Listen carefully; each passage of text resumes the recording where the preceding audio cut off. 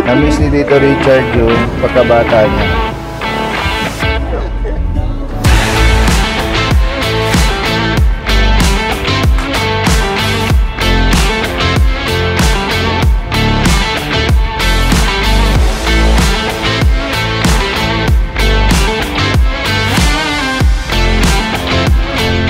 Let's go.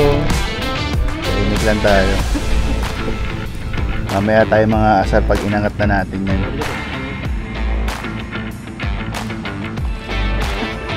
Say what? Say what? 1-0.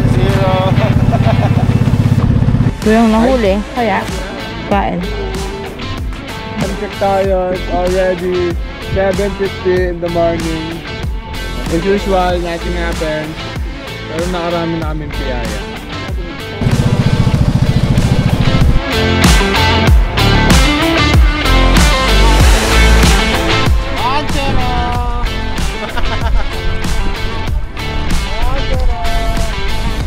Fish on ako guys, fish on.